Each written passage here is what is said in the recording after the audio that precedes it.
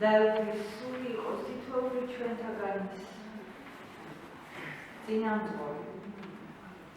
როდესაც მოვისმენთ, ვიფიქრებთ და ვისაუბრებთ რაღაც საკითხავს.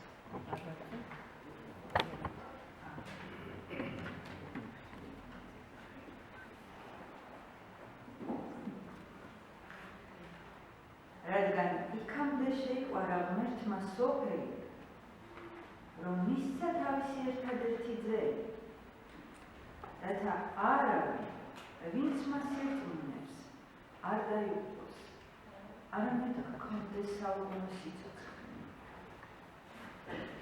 რადგან იმისთვის კი არ მოავლინა ღმერთმა თავისი ძე სოფლად, რომ განეკითხა სოფელი, არამედ გადარჩენილიყო სოფელი მის მიერ. ვისაც ის სწამს, არ განეკითხება, ხოლო ვისაც არ სწამს, უკვე განკითხულია, რადგან არ ირწმუნა სახელი ღმერთის მხოლოდ შობილი ძისა. განკითხვა კი ის არის, რომ ნათელი მოვიდა სოფელში და ადამიანებმა ნათელზე გნევი შეიყვანეს. ვინაიდან ბოროტი იყო მათი საქმე.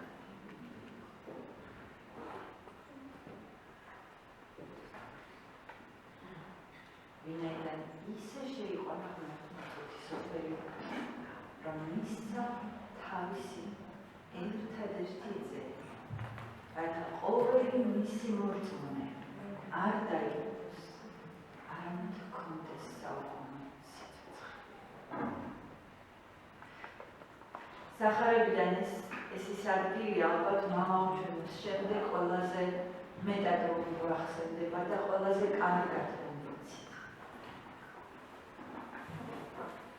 ალბათ ყველა მქადაგებელს ოდესმე აუცილებელი ქადაგია ამ მუხიდან და თითოეულ ჩვენგანს ერთი ქადაგება მაინც გვახსოვს ძალიან შთამბეჭდავად, რომელიც ამ კონკრეტულ მუხლს უკავშირდება.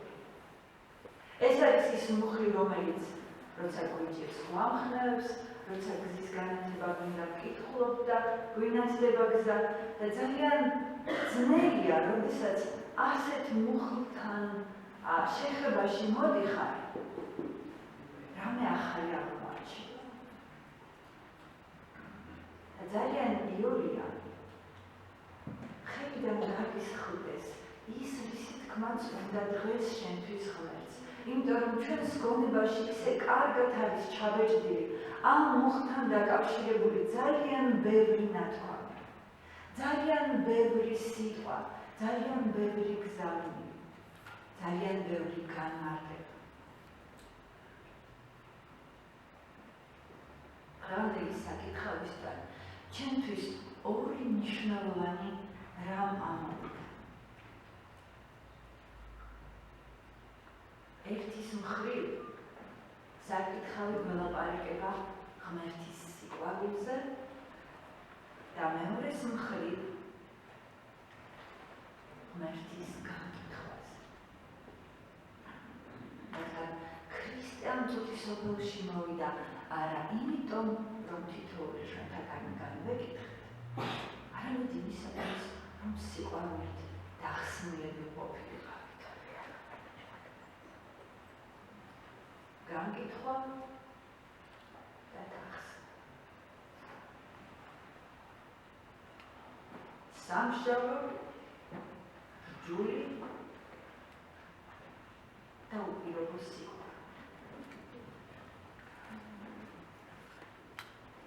ძველი აღთქმის ტექსტებში ძალიან ხშირად ხვდებით სიყვარულს ღმერთისას, მაგრამ როგორც წესი, ძველი აღთქმის ღმერთი აღიქმებოდა ძველი აღთქმის მორწმუნეების მხრიდან როგორც ღმერთი სამართლისა. ღმერთი, რომელიც არის უზენაესი სამართლიანობა. ღმერთი რჯულისა. ღმერთი კანონისა და ღმერთი წესრიგისა.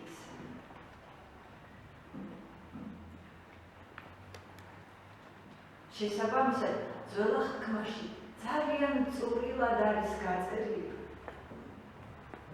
რომელ შეცოდებაზე, რომელ დანაშაულზე რა საზღაური ჰქონდა ადამიანს გადასახლებული. დაწყებული სულ მცირედი დარღვევებიდან, ისეთი დარღვევებიდან, როგორიც არის შაბათის დარღვევა, ისეთი რიტუალური თუ ლიტურგიული დარღვევებიდან, როგორიც არის ყოველდღიური სულიერი დისციპლინა მოწმუნისა, დამთავრებული ძალიან სერიოზული დანაშაულებებით, როგორიც არის მაგალითად ადამიანის ყოლა. და თითოეულ ამ შეცოდება დანაშაულის საპირწონე საზღაური არის აღწერილი ამ წიგნში, რჯულში, რომელიც ღმერთმა მისცა მოსეს. შესაბამისად, ღმერთი, რომელიც ასწამდათ ქრისტემდან მორწმუნეებს, ეს იყო ღმერთი სამართლისა, ღმერთი შურისმგებელი ღმერთი, რომელიც თითოეულ ადამიანს მოჰკითხავს თავის წილ ცოდვებს. შესაბამისად, ებრაელმა ადამიანებმა შეკრეს წრე და რაღაცნაირად დაეპატრონნენ ღმერთის სიტყვას. მათ იცოდნენ, რომ ისინი რჩეულიერი იყვნენ, მათ იცოდნენ, რომ მათ ხელში იყო ღმერთის სიტყვა და შეკრეს ეს წრე და თქვეს, აი აქ არის ჩვენი ღმერთი. წრე, რომელიც შეკრულია, რჯულით არის შეკრული. ვინც ამ რჯულის შიგნით ავართ ჩვენ ღმერთის შვილები ვართ. და ვინც ამ რჯულის იქით დარჩება, კისერიც უტეხი. ის, ვინაც ამ წრის იქით დაიგულებოდათ, მათ ადამიანებადაც აღარ თვლიდა. ის ყველა ის მკაცრი კანონი, რომელსაც ემორჩილებოდა ებრაელი ადამიანი, მხოლოდ მოქმედებდა აი ამ წრეში. წრეში, რომელშიც ცხოვრობდა რჩეულიერი. ხოდა მოვიდა ქრისტე. მოვიდა ქრისტე და ელაპარაკება აი ამ წრეში ჩაკეტილ ადამიანებს და ეუბნება. ღმერთმა ისე შეიყვარა. რჩეულიერიო? ებრაელებიო? მორწმუნეებიო? კარგი ადამიანებიო? ღმერთმა ისე შეიყვარა, წუთის სომხი. ღმერთმა ისე შეიყვარა ეს სამყარო, რომ ამ სიყვარულის ნიშნად გამოგზავნა თავისი მხოლოდ შობილიძე. ხოდა ამ ებრაელი ადამიანების ტვინებში დაიწყო ამ წრემ გარღვევა. დაიწყო ამ წრემ გარღვევა და ერთ-ერთი თვალსაჩინო მაგალითი, რომელთაც აი ამ წრის გარღვევას ვხედავთ, არის პეტრეს ხილვა. როდესაც პეტრე ლოცულობს ვანზე და ხედავს, რომ ზეციდან ჩამოეშვა ტილო. ტილო, რომელიც სავსე იყო საზიზღარი ქვეწარმავლებით. ყველა იმ საზიზღარი ქმნილებით, რაც საზიზღრად იყო აღქმული ებრაელი ადამიანისათვის, პეტრესათვის. და პეტრეს ხმა ეუბნება. აი, პეტრა.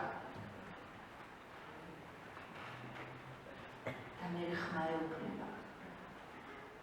რაც ღმერთმა განძნა, ის წდია. ხილვა გასულდა და მის კარზე გაისმა კამერი.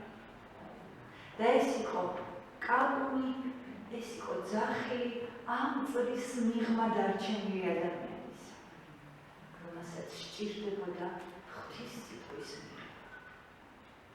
ხოდა მოციქულები ნელ-ნელა ანგრევდნენ აი ამ ზღუდეებს, რომელიც საუკუნეების განმავლობაში ღვთის ერთგულებითა და მოწადინებით აეშენებინათ ებრაელებს.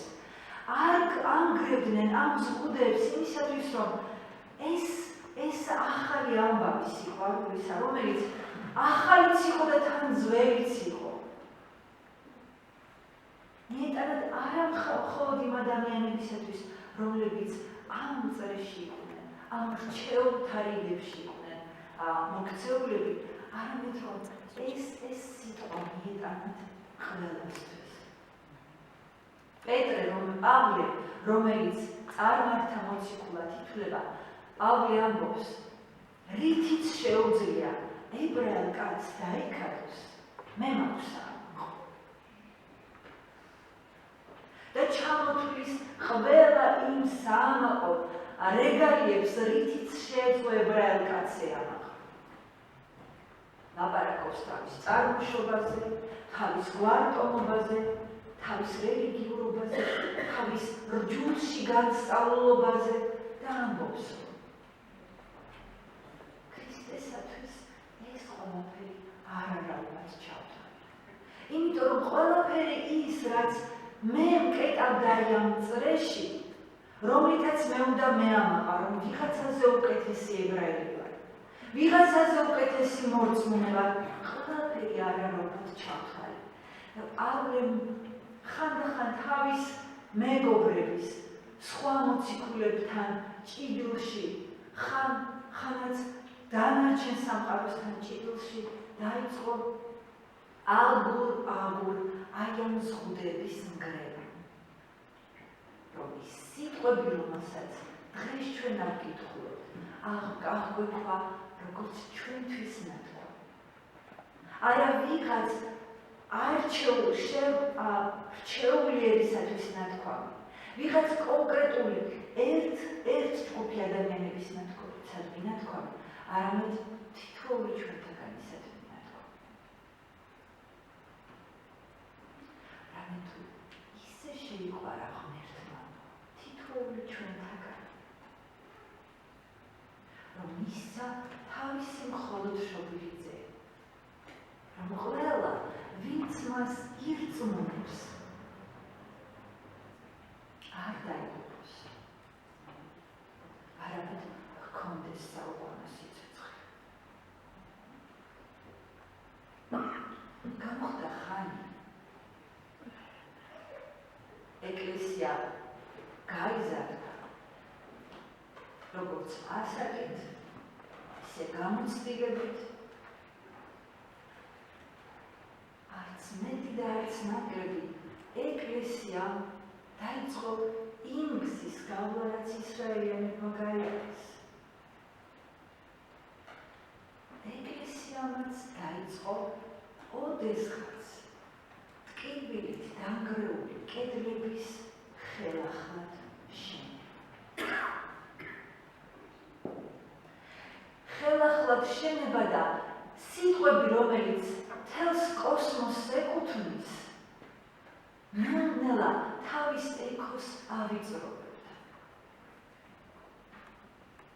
ნელ-ნელა ქრისტიანებმაც დაიწყეს ამ რჩეულობის კედლების ამოშენება. ოდესღაც თქვეს, რომ ეს სიტყვები ეკუთვნის იმათ, ვისაც სწამს ქრისტე როგორც ღმერთი და კაცი ერთად. ძალიან მარტივად რომ გადავხედოთ ხო ქრისტიანობის ისტორიას. ვიღაცებმა თქვეს ქრისტე არის ღმერთიც და კაციც, ვიღაცებმა თქვეს რომ ქრისტე არის მხოლოდ ღმერთი, ვიღაცებმა თქვეს რომ ქრისტე კაცად დაიბადა და მე ისეთი კაიდი იყო ღმერთმა იშვილა ის და ღმერთად აქცია. ზოგმა ესა თქვა, ზოგმა ისა თქვა, ასე რომ ნელა-ნელა ყველამ დაიწყო ამ ზღუდეების ამოშენება და იმის და მიხედვით, ვინ როგორ აღიქვამდა უფალს, ისე დაავიწროვა ეს წრი და თქვა, ეს სიტყვები ღმერთმა ისე შეიყვარა, ისინი ვისაც ასწავლს, რომ სული წმინდა გამოდის მაგალითად მხოლოდ მამისაგან, ღმერთმა შეიყვარა ისინი, რომელსაც სწავს, რომ სული წმინდა გამოდის მამიდანაც და ძიდანაც, მერე ღმერთმა ისე შეიყვარა ისინი, ვისაც სული წმიდის ნიჭები აქვს. ღმერთმა ისე შეიყვარა ისინი, ვინც ჩვილობაში კი არ არის მონათული, არამედ ზრდასრულ ასაკში საკუთარი გადაწყვეტილებით არის მონათული. თითოეულმა ჩვენთაგანმა, თითოეულმა საეკლესიო ტრადიციამ თავისი კარგად გამოთვლილი აგური დაადო ამ სხულტეზე. სადაც ვამბობთ, რომ ისე შეიყვარა ღმერთმა ჩემნაირები, რომ ჩემნაირებისთვის გამოგზავნა თავისი მხოლოდშობილი ძე, რათა ყოველი მისი მომწონე არ დაიღუპოს, არამედ გქონდეს საუკუნო სიცოცხლე. ხო და აი ამ კოსმიურ მესიჯში ჩვენ დავინახეთ მხოლოდ ვიწრო ტუნელი, ვიწრო გასასვლელი, სადაც რომელიც ჩვენ საკუთარ გარეშემოზე მოვიდგეთ, ჩვენს ფიქრებზე მოვიდგეთ, ჩვენს აზრებზე მოვიდგეთ, ჩვენს კომფორტულ ზონაზე მოვიდგეთ. და ვამბობთ, მე არ მომიგონია ეს. ქრისტე თვითონვე ამბობს, რომ ის, ვისაც სწამს ქრისტე, იმათთვის მოვიდა ქრისტე. იმათთვის არის ხსნა. ქრისტე როგორია? ქრისტე არის ასეთი, ამდენი ღმერთობა აქვს, ღვთაებრიობა აქვს, ამდენი ადამიანობა აქვს, ასეთია, ასე განსჯის, ასე უყვარს, ასე არ უყვარს, არ უყვარს ქალებს, როდესაც შარვლები აცვიათ, უყვარს, როდესაც ამდენჯერ ვლოცვლობთ. ჩვენი მოდელის ქრისტეები გამოვძერწეთ, ძალიან დიდი რუდუნებით, ძალიან დიდი სიფაქიზეთ. დავიდგით ეს ქრისტე და ვთქვით, ისე შეიყვარა ამ ჩემმა გამოძერწეულმა ქრისტემ, ჩემნაირები, რომ მოვიდა და ჯვარს ეცვა ჩემთვის.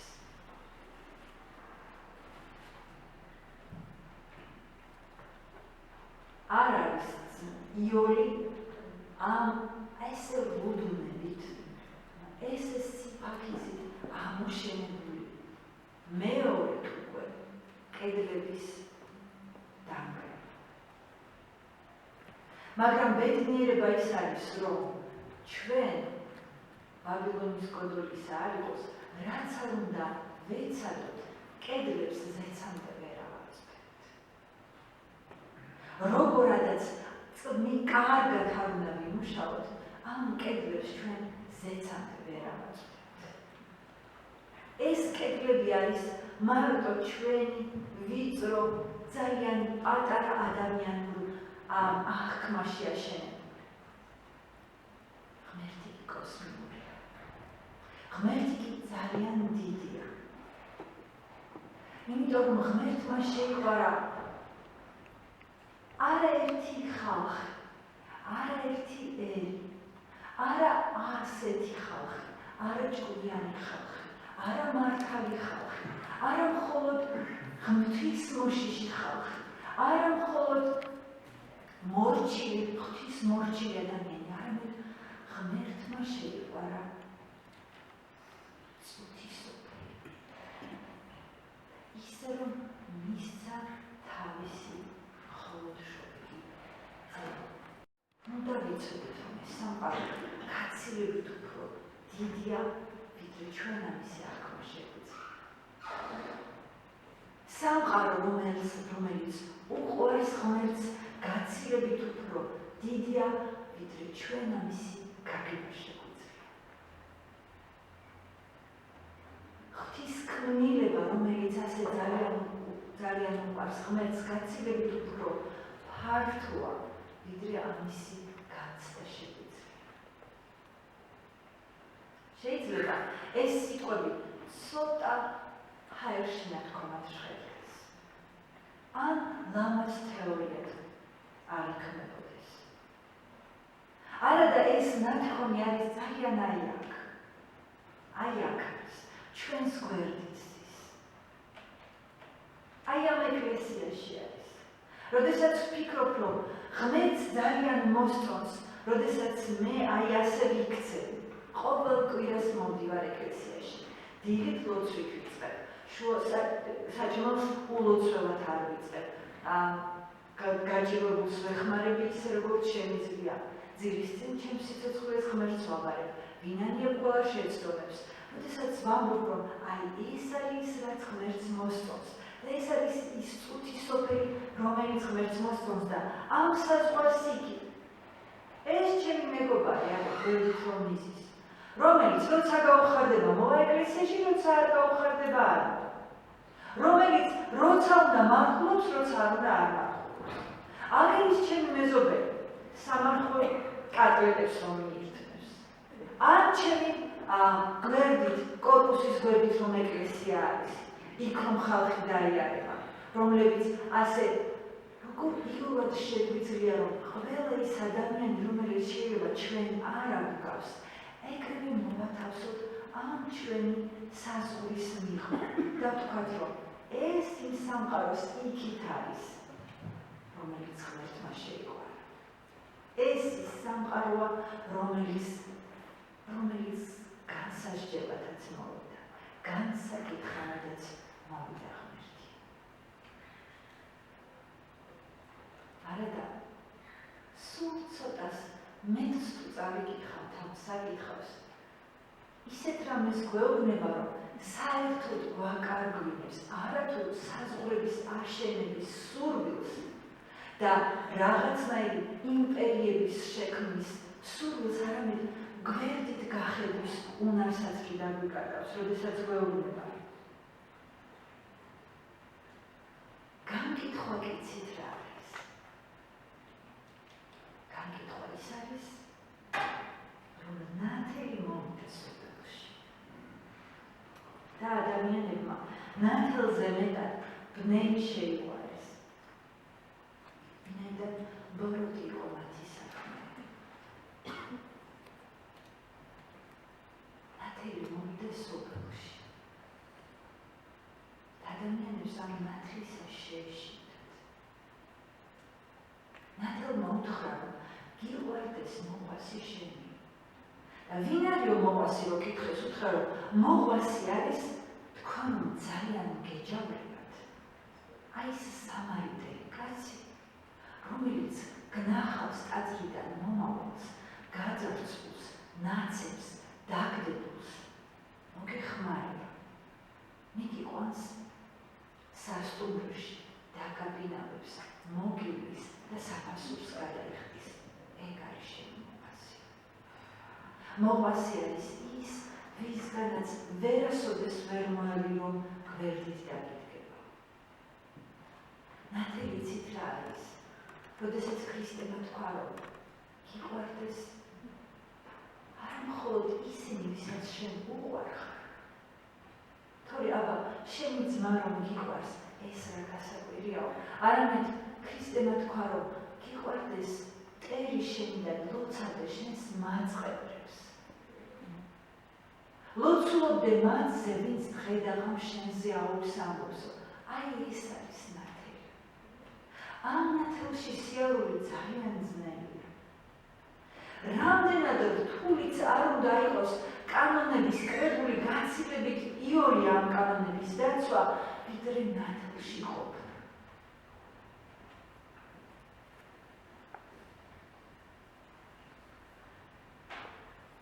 საბჭოთა კავშირის პასპორტების დროს, იმ პასპორტების დროს, მე არ მახსოვს ვინმეს ეთქვას, რომ სურათი, რომელიც ჩემს პასპორტში გადაღებული, მომწონს.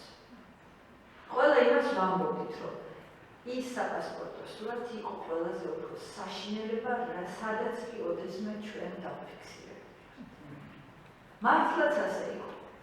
ერთი მეორის პასპორტის სურათებს ვაფალიერებდით ხოლმე და დავცნობდით ხოლმე ერთმანეთს, იმიტომ რომ ძალიან სასაცილოდ გამოვიყურებდით.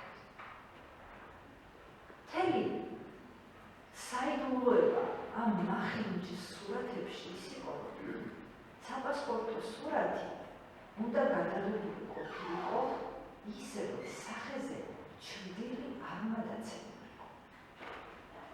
სხვა შემთხვევაში, როდესაც ფოტოსალონებში სურათებს იღებდნენ ადამიანები, განათება ერთი მხრიდან იყო და სახის ერთ ნაწილზე მაინც ჩრდილები ეცემოდა და შესაბამისად ფოტოები გამოდიოდა ძალიან ლამაზი. მაგრამ საპასპორტო სურათში სურათი უნდა გადაღებულიყო ისე, რომ განათება ყველა მხრიდან ყოფილიყო და შესაბამისად ყველა მხრიდან განათებული ჩვენი სახეები იყო საშინელი სანახავი. ამიტომაც არავის არასოდეს მოგწონდა ეს სურათი.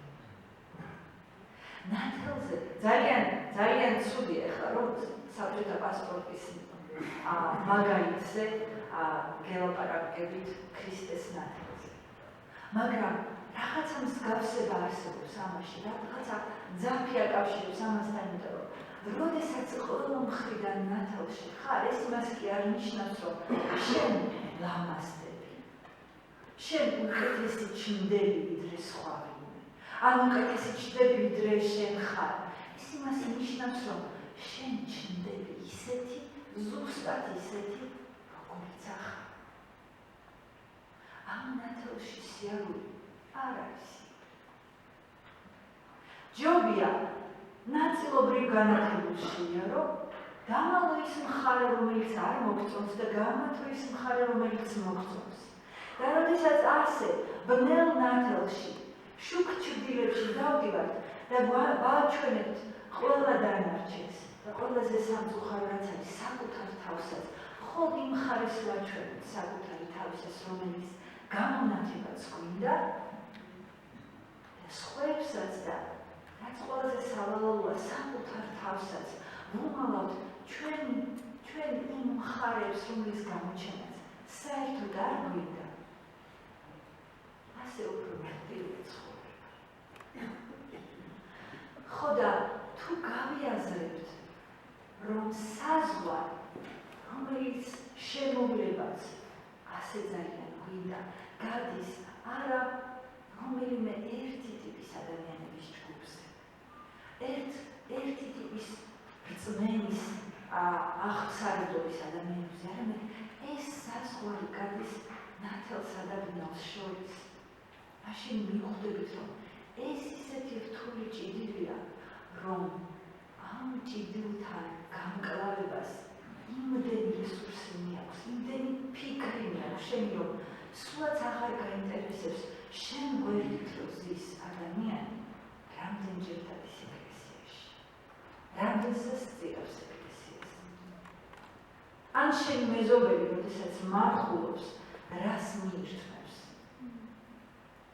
ან როდესაც შენი მეზობელი, შენი ნაცნობი, რომლებიც საერთოდაც არ დადის ეკლესიაში, რამდენად კარგი ადამიანია ღვთისმშობლში. ეს ნათელი და ბნელი აი აქ არის. ეს ჭიდილი აი აქ არის. ჩვენი ფიქრების, ჩვენი ცხოვრების შუქს ჭიდილებში. ჩვენ ვერასოდეს ვერ ვიტყვით, რომ ერთ ბაშად, ერთი ნაბიჯით აღმოჩნდით უკვე ღმერთის გამონდაში, ჩვენ უკვე შეგვიძლია აქედან იქით თითი გავიშვიოთ. ეს ჭიდილი იმდენად გულშია, იმდენად ფიქრებშია, იმდენად ყოველდღიურობაშია, რომ ძალიან ძნელია გაავლოთ საკუთარ გულზე ეს ხაზი.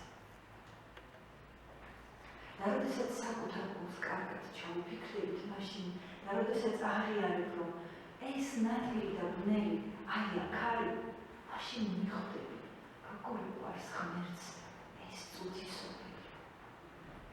როგორ უყვარს ღმერთს ის ადამიანები, რომლებიც ბედავენ და ნათელში დგებიან ნაწილობრივ, ცოტათი, ან სრულად და როგორ უყვარს ადამიანებს ის ადამიანებიც, რომლებიც ნათელს ემალებიან.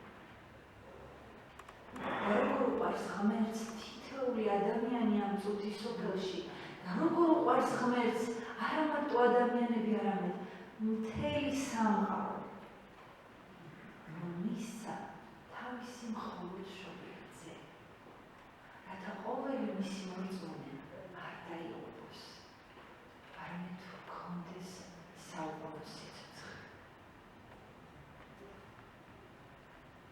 დღევანდელი ძველი აღთქმის საკითხავიდან ჩვენ წავიკითხეთ ცისარტყელის ამბავი. ჩვენ წავიკითხეთ იმ ნიშნის ამბავი, რომელიც ღმერთმა დაუდო ადამიანებს, რომელთაც აღუთქვა, რომ სასჯელით კი არ გესაუბრებით მე თქვენ. რომ აღარასოდეს თქვენი კაი კაცობისა თუ ცუდი კაცობის გამო აღარასოდეს აღარ დაგჭირთ, არამედ მე თქვენ დღის ამას იქით გესაუბრებით სიყვარულით. ხოდა მოდით თითოეულმა ჩვენთაგან ჩვენი ცისარტყელა მოვძებნოთ ჩვენს ცხოვრებაში. წარღუნა კი არა, ცისარტყელა მოვძებნოთ. ეს ცისარტყელა შეიძლება იყოს ჩვენი ცხოვრების ერთი პატარა ამბავი, რომელიც გადავხდენია. როდესაც მივხვდავართ, რომ მე არაფრით არ ვიმსახურებდი ამ დროს ღვთის სიყვარულს და მე ხილის შესახებად ვიგრძნობ ღმერთის სიყვარულს. თითოეულმა ჩვენთაგანმა ეს ცისარტყელა მოვძებნოთ ჩვენს ცხოვრებაში.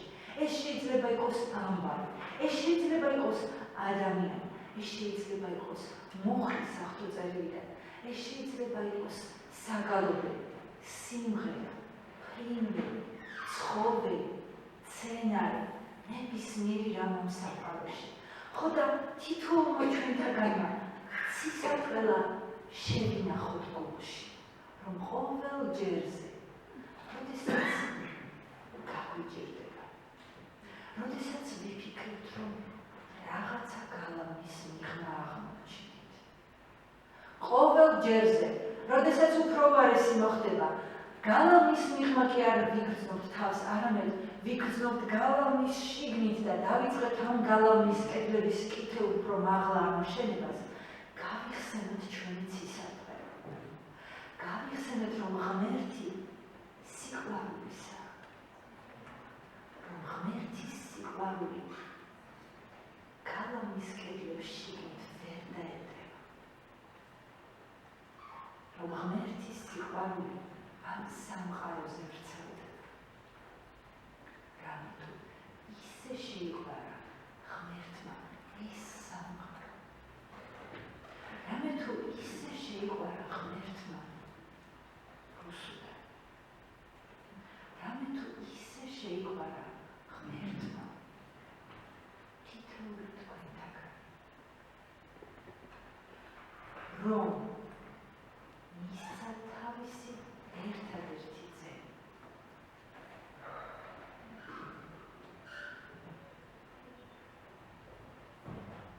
და ადამიანების გონებაში, რომლებიც დღემდე ფიქრობენ, რომ ღმერთთან ურთიერთობა უნდა დაამყარო აღეგვიცემობით.